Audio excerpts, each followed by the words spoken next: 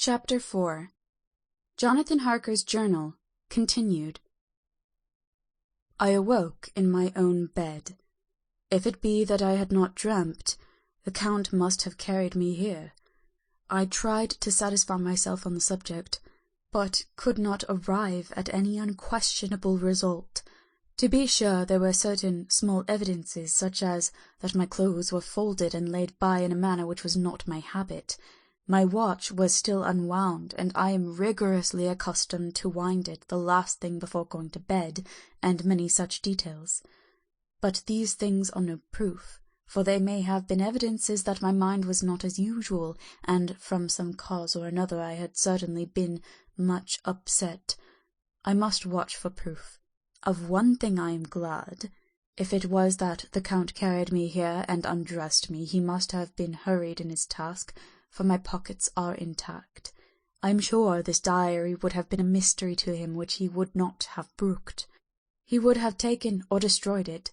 As I looked round this room, although it had been to me so full of fear, it is now a sort of sanctuary. For nothing can be more dreadful than those awful women who are waiting to suck my blood. 18 May. I have been down to look at that room again in daylight, for I must know the truth. When I got to the doorway at the top of the stairs, I found it closed. It had been so forcibly driven against the jamb that the part of the woodwork was splintered. I could see that the bolt of the lock had not been shot, but the door is fastened from the inside. I fear it was no dream, and must act on this surmise. 19 May. I am surely in the toils. Last night the Count asked me in the suavest tones to write 3 letters, one saying that my work here was nearly done, and that I should start for home within a few days, another that I was starting on the next morning from the time of the letter, and the third that I had left the castle and arrived at Bistritz. I would fain have rebelled, but felt that in the present state of things it would be madness to quarrel openly with the Count whilst I am so absolutely in his power, and to refuse would be to excite his suspicion and to arouse his anger. He knows that I know too much, and that I must not live, lest I be dangerous to him. My only chance is to prolong my opportunities. Something may occur which will give me a chance to escape. I saw in his eyes something of that gathering wrath which was manifest when he hurled that fair woman from him.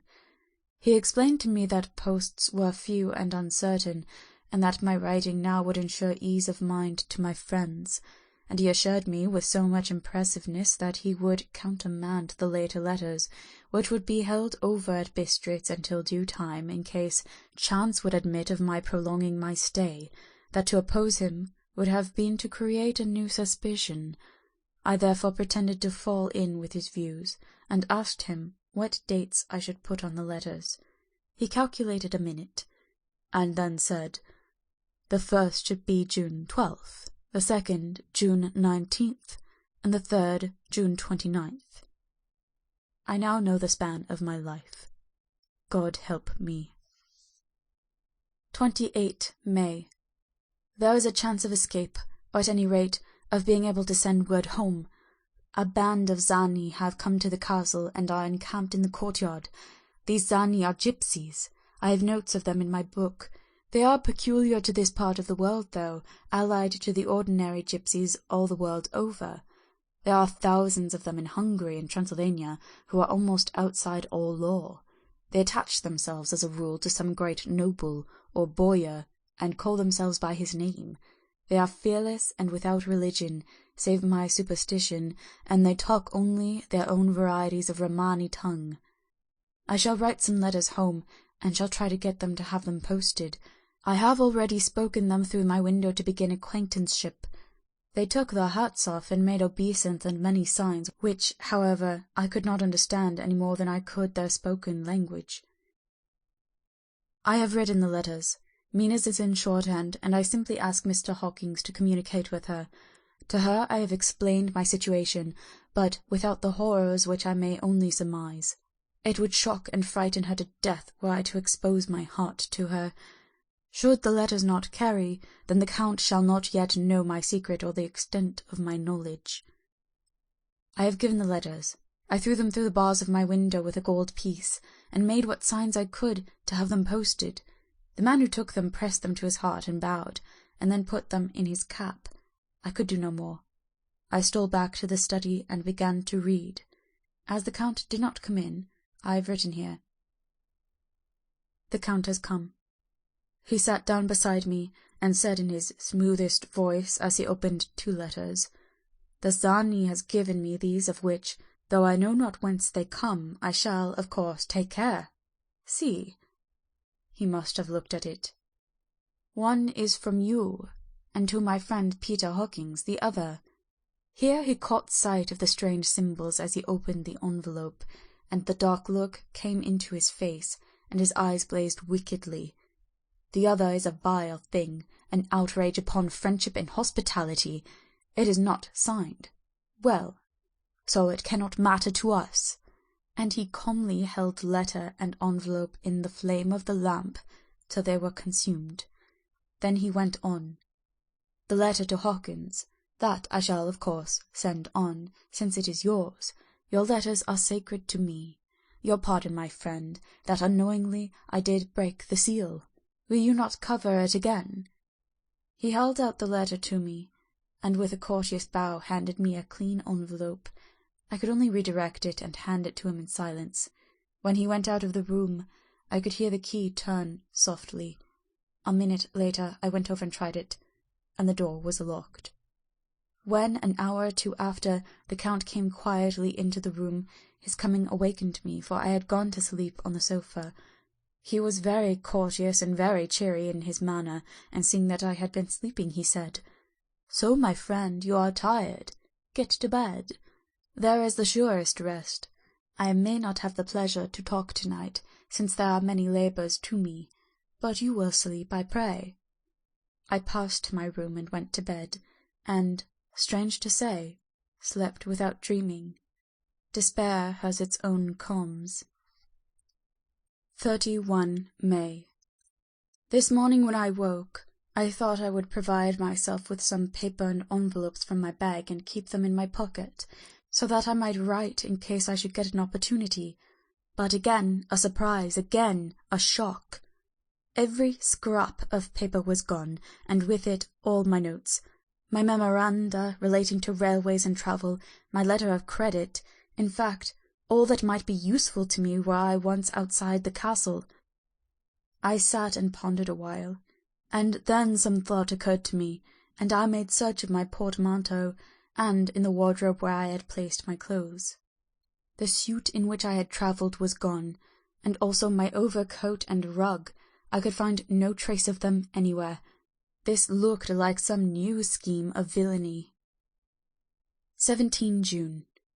This morning, as I was sitting on the edge of my bed, cudgelling my brains, I heard without a cracking of whips and pounding and scrapping of horses' feet up on the rocky path beyond the courtyard. With joy I hurried to the window, and saw drive into the yard 2 great later wagons, each drawn by 8 sturdy horses, and at the head of each pair a Slovak, with his wide hat, great nail-studded belt, dirty sheepskin, and high boots. They had also their long staves in hand. I ran to the door, intending to descend and try to join them through the main hall, as I thought that way might be opened for them. Again a shock. My door was fastened on the outside. Then I ran to the window and cried to them. They looked up at me stupidly and pointed, but just then the hetman of the Zani came out, and seeing them pointing to my window, said something at which they laughed. Henceforth no effort of mine, no piteous cry or agonized entreaty, would make them even look at me. They resolutely turned away. The later wagons contained great square boxes, with handles of thick rope. These were evidently empty by the ease with which the Slovaks handled them, and by the resonance as they were roughly moved. When they were all unloaded and packed in a great heap in one corner of the yard, the Slovaks were given some money by the Zani, and spitting on it for luck, lazily went to each of his horse's head. Shortly afterwards, I heard the cracking of the whips die away in the distance. 24 June, before morning. Last night the Count left me early, and locked himself into his own room. As soon as I dared, I ran up the winding stair, and looked out of the window, which opened south. I thought I would watch for the Count, for there is something going on. The Zani are quartered somewhere in the castle, and are doing work of some kind. I know it, for now and then I hear a far-away, muffled sound as of mattock and spade, and whatever it is, it must be the end of some ruthless villainy. I had been at the window somewhat less than half an hour, when I saw something coming out of the Count's window. I drew back and watched carefully, and saw the whole man emerge. It was a new shock to me to find that he had on the suit of clothes which I had worn whilst travelling here, and slung over his shoulder the terrible bag which I had seen the women take away. There could be no doubt as to his quest, and in my garb too. This, then, is his new scheme of evil, that he will allow others to see me as they think, so that he may both leave evidence that I have been seen in the towns or villages posting my own letters, and that any wickedness which he may do shall by the local people be attributed to me. It makes me rage to think that this can go on, and whilst I am shut up here, a veritable prisoner, but without that protection of the law which is even a criminal's right and consolation. I thought I would watch for the Count's return, and for a long time sat doggedly at the window. Then I began to notice that there were some quaint little specks floating in the rays of the moonlight. They were like the tiniest grains of dust, and they whirled around and gathered in clusters in a nebulous sort of way. I watched them with a sense of soothing, and a sort of calm stole over me. I leaned back in the embrasure in a more comfortable position, so that I could enjoy more fully the aerial gambolling. Something made me start up, a low, piteous howling of dogs somewhere far below in the valley, which was hidden from my sight. Louder it seemed to ring in my ears, and the floating motes of dust to take new shapes to the sound as they danced in the moonlight. I felt myself struggling to wake to some call of my instincts, nay, my very soul was struggling, and my half-remembered sensibilities were striving to answer the call. I was becoming hypnotized. Quicker and quicker danced the dust, and the moonbeams seemed to quiver as they went by me into the mass of gloom beyond.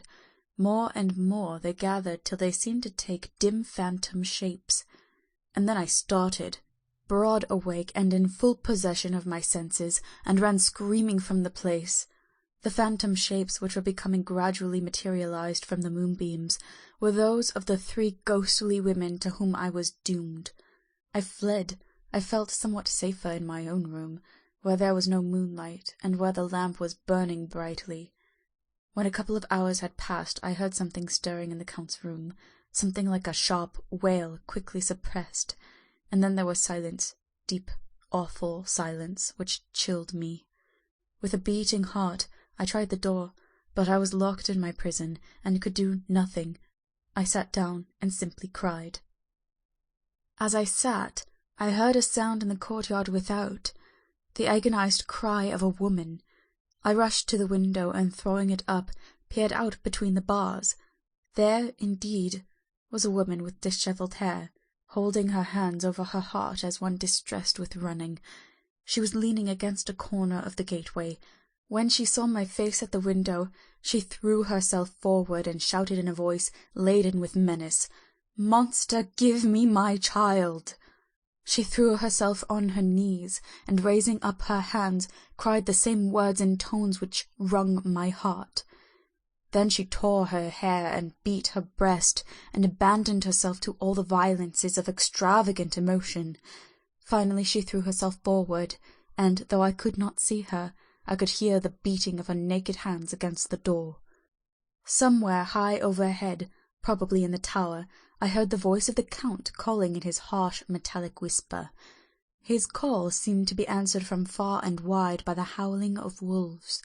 Before many minutes had passed, a pack of them poured, like a pent-up dam when liberated, through the wide entrance into the courtyard. There was no cry from the woman, and the howling of wolves was but short. Before long they streamed away singly, licking their lips. I could not pity her, for I knew now what had become of her child, and she was better dead What shall I do? What can I do? How can I escape from this dreadful thing of night and gloom and fear? 25 June, morning. No man knows till he has suffered from the night how sweet and how dear to his heart and eye the morning can be. When the sun grew so high this morning that it struck the top of the great gateway opposite my window, the high spot which it touched seemed to me as if the dove from the ark had lighted there. My fear fell from me as if it had been a vaporous garment which dissolved in the warmth. I must take action of some sort whilst the courage of the day is upon me. Last night one of my post-dated letters went to post, the first of that fatal series which is to blot out the very traces of my existence from the earth. Let me not think of it. Action. It has always been at night-time that I have been molested or threatened, or in some way in danger or in fear. I have not yet seen the Count in daylight. Can it be that he sleeps when others wake, that he may be awake whilst they sleep? If I could only get into his room! But there is no possible way, the door is always locked. No way for me. Yes, there is a way if one dares to take it. Where his body has gone, why may not another body go? I have seen him myself crawl from his window. Why should not I imitate him, and go in by his window? The chances are desperate, but my need is more desperate still. I shall risk it. At the worst it can only be death, and a man's death is not a calf's, and the dreaded hereafter may still be open to me. God help me in my task. Goodbye, Mina, if I fail. Goodbye, my faithful friend and second father. Goodbye, all, and last of all, Mina. Same day. Later. I have made the effort, and God helping me, have come safely back to this room. I must put down every detail in order. I went whilst my courage was fresh straight to the window on the south side, and at once got outside on the narrow ledge of stone which runs around the building on this side. The stones are big and roughly cut, and the mortar has by process of time been washed away between them. I took off my boots, and ventured out on the desperate way. I looked down once, so as to make sure that a sudden glimpse of the awful depth would not overcome me, but after that kept my eyes away from it. I knew pretty well the direction and distance of the Count's window, and made for it as well as I could, having regard to the opportunities available. I did not feel dizzy.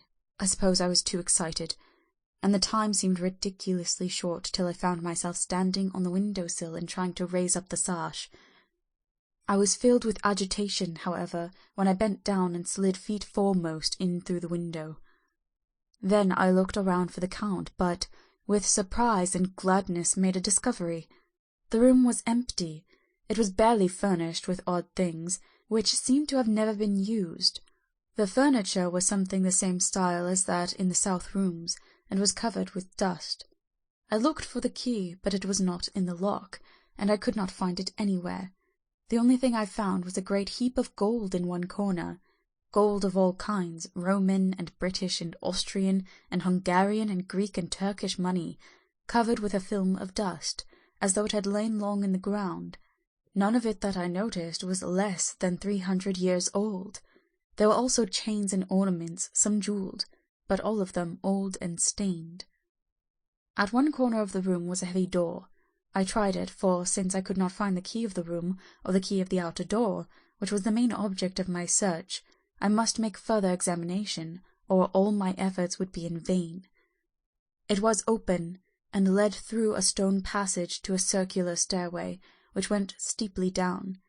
I descended, minding carefully where I went, for the stairs were dark, being only lit by loopholes in the heavy masonry. At the bottom there was a dark tunnel-like passage, through which came a deathly, sickly odour, the odour of old earth newly turned. As I went through the passage, the smell grew closer and heavier. At last I pulled open a heavy door, which stood ajar, and found myself in an old, ruined chapel, which had evidently been used as a graveyard. The roof was broken, and in 2 places were steps leading to vaults, but the ground had recently been dug over, and the earth placed in great wooden boxes, manifestly those which had been brought by the Slovaks. There was nobody about, and I made search for any further outlet, but there was none. Then I went over every inch of the ground, so as not to lose a chance. I went down even into the vaults, where the dim light struggled, although to do so was a dread to my very soul. Into 2 of these I went, but saw nothing except fragments of old coffins and piles of dust. In the 3rd, however, I made a discovery. There, in one of the great boxes, of which there were 50 in all, on a pile of newly dug earth, lay the Count. He was either dead or asleep, I could not say which, for the eyes were open and stony, but without the glassiness of death, and the cheeks had the warmth of life through all their pallor. The lips were as red as ever, but there was no sign of movement, no pulse, no breath, no beating of the heart. I bent over him and tried to find any sign of life, but in vain. He could not have lain there long, for the earthy smell would have passed away in a few hours.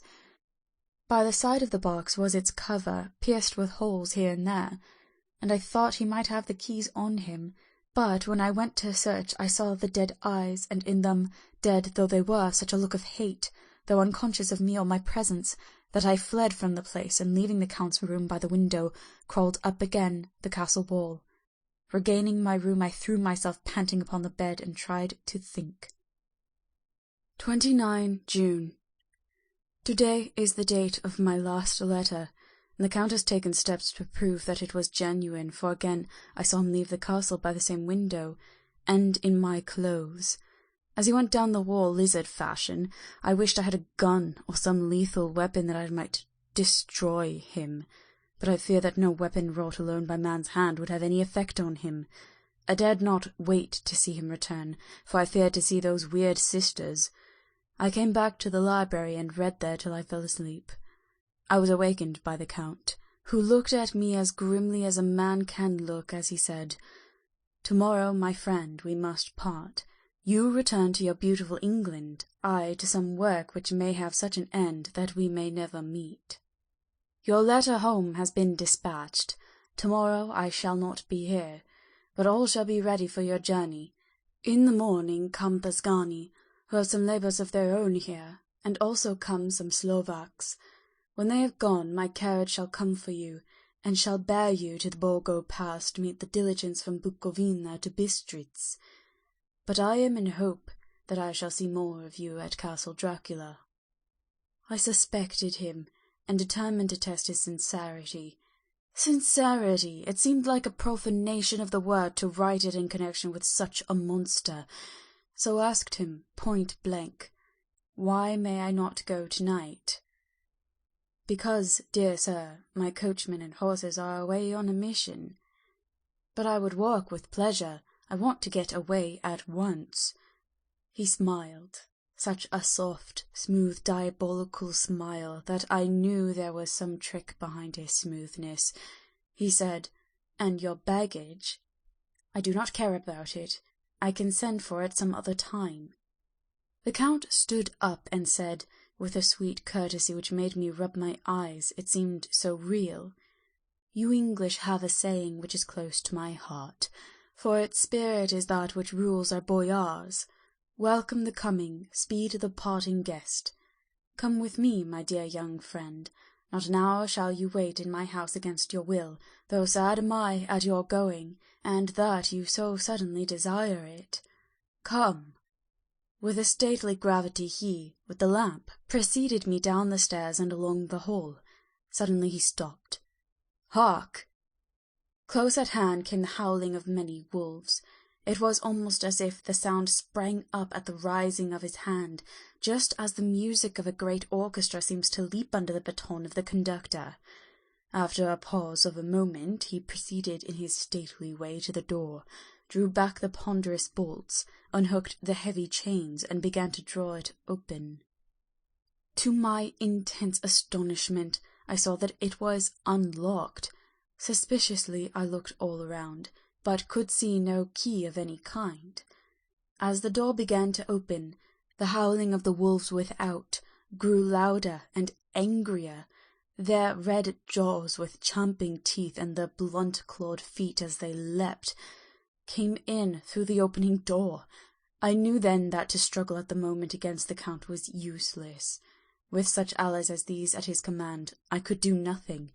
But still the door continued slowly to open, and only the Count's body stood in the gap.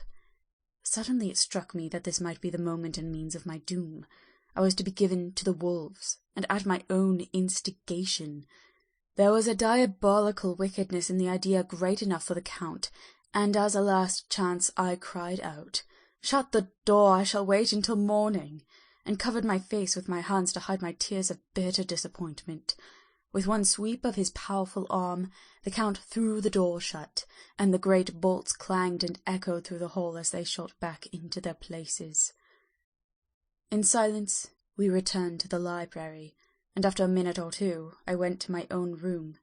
The last I saw of Count Dracula was his kissing his hand to me, with a red light of triumph in his eyes, and with a smile that Judas in hell might be proud of. When I was in my room and about to lie down, I thought I heard a whispering at my door. I went to it softly and listened. Unless my ears deceived me, I heard the voice of the Count. Back to your own place. Your time is not yet come. Wait. Have patience. Tonight is mine. Tomorrow night is yours." There was a low, sweet ripple of laughter, and in a rage I threw open the door and saw without the 3 terrible women licking their lips. As I appeared, they all joined in a horrible laugh and ran away. I came back to my room and threw myself on my knees. It is then so near the end. Tomorrow, Lord, help me and those whom I am dear. 30 June, morning. These may be the last words I ever write in this diary.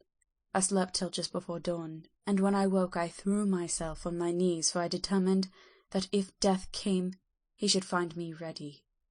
At last I felt that subtle change in the air, and knew that morning had come. And then came the welcome cockcrow, and I felt that I was safe. With a glad heart I opened my door and ran down to the hall. I had seen that the door was unlocked, and now escape was before me. With hands that trembled with eagerness, I unhooked the chains and drew back the massive bolts.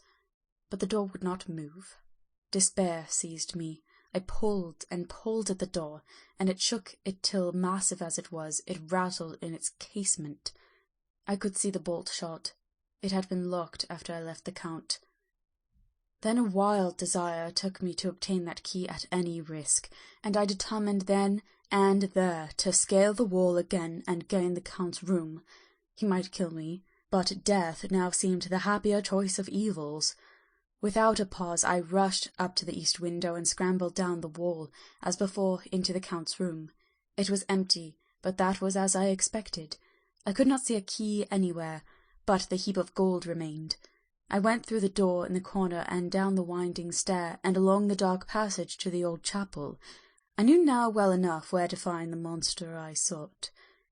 The great box was in the same place, close against the wall, but the lid was laid on it, not fastened down, but with the nails ready in their places to be hammered home. I knew I must reach the body for the key, so I raised the lid and laid it back against the wall, and then I saw something which filled my very soul with horror. There lay the Count, but looking as if his youth had been half renewed, for the white hair and moustache were changed to a dark iron grey. The cheeks were fuller, and the white skin seemed ruby red underneath. The mouth was redder than ever, for on the lips were gouts of fresh blood, which trickled from the corners of the mouth and ran over the chin and neck. Even the deep, burning eyes seemed set amongst swollen flesh, for the lids and pouches underneath were bloated. It seemed as if the whole awful creature were simply gorged with blood. He lay like a filthy leech, exhausted with his repletion.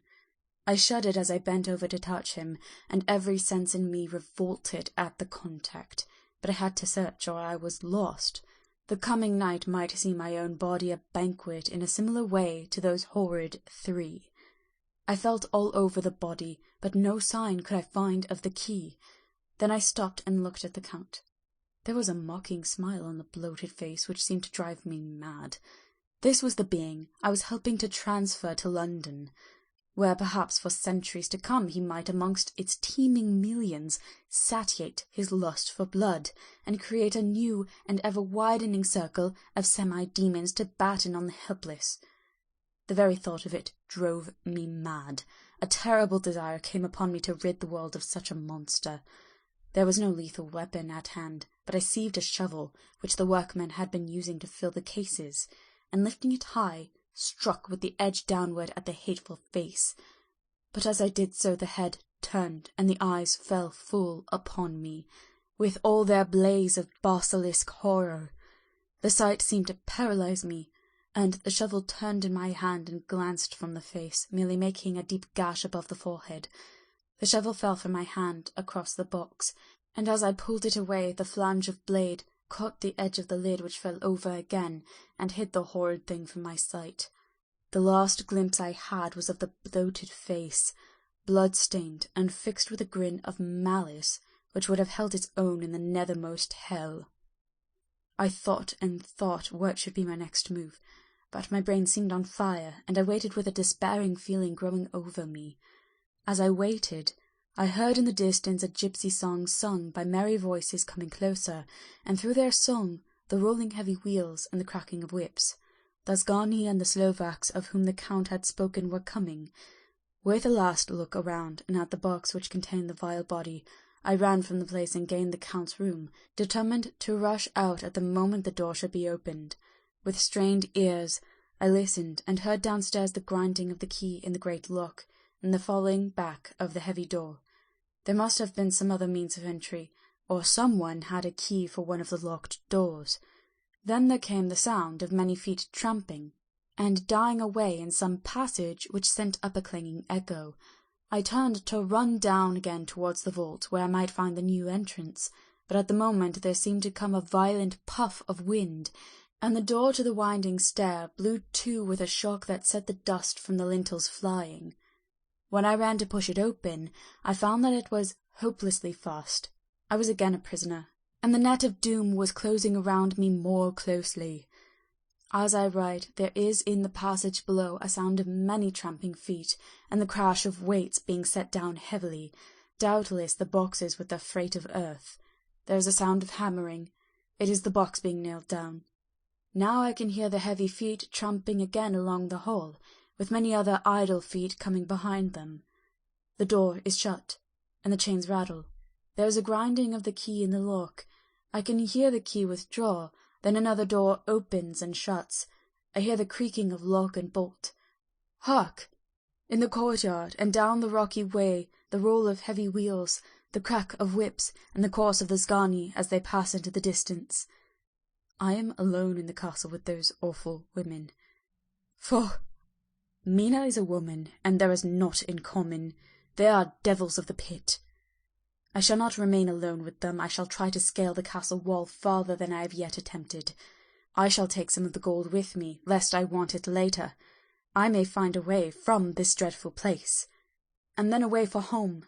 Away to the quickest and nearest train. Away from this cursed spot, from this cursed land, where the devil and his children still walk with earthly feet. At least God's mercy is better than that of these monsters, and the precipice is steep and high. At its foot a man may sleep, as a man. Goodbye all, Mina. End of chapter 4.